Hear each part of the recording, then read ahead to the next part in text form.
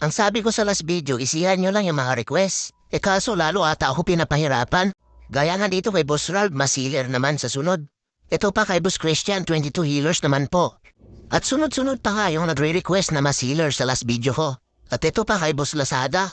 Kakatapos niya lang mag-request ng mas goblin. Tapos gusto ulit ng mas healer. Nakadalawa ka na idol, sa sunod may bayad na yung request mo. At ganon din kay Boss Jason, puro healer troops naman yung gusto. Maliban nga lang daw sa backup CC. Dahil sa sobra na nga daw. Huwag ka na mahiya idol, kaya isagat na natin pati yung backup healers pa rin. Pero dito talaga ako na-challenge sa request ni James Lebrun. Pag ito na 3-star ko, idol Lebrun, abangan ko talaga yung comment video mo sa challenge na binigay mo sa akin. At ito na nga yung request ng mga idol natin, 22 na Rafaela. Siyempre, pati yung backup natin, Rafaela pa rin.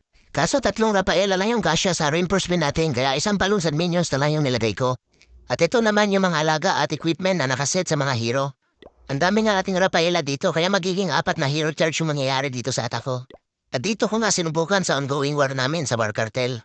Kaya tara, panoorin natin kung paano maka-3-star na puro Rafaela lang yung laman ng army camp or reinforcement.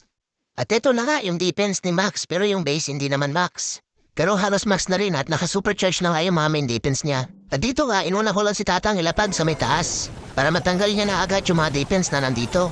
Tapos ginamitan ko naman ng invisible spell itong mga defense. Dahil yung mismong town hall yung target ng bulalakaw ni Tatang. Dito nga, tinatiming ko muna yung pagtanggal ni Tatang dito sa Wizard Tower. Bago ko ginamitan ng Lindol spell yung mga defense na nakapalibot dun sa may town hall. Sabay gamit ng invincible spell sa mga defense na mas malapit kay Tatang. Kaya ayun, sakto yung pinuntahan ng fireball. Kaya dito nilapag ko na sa may 3 o'clock yung tupake na Queen. At ginamit agad yung malaking pana niya papunta dun sa may town hall. Diyan ko nga nilapag yung tupake na Queen para siya na rin yung papatay sa laman ng CC. Kaso gigilata yung Eagle Artillery kay tupake na Queen at binubugbog na nga. Kaya ito, dinagdagan ko pa ng isang Rafaela kay tupake na Queen para sigurado natatagal yung buhay niya.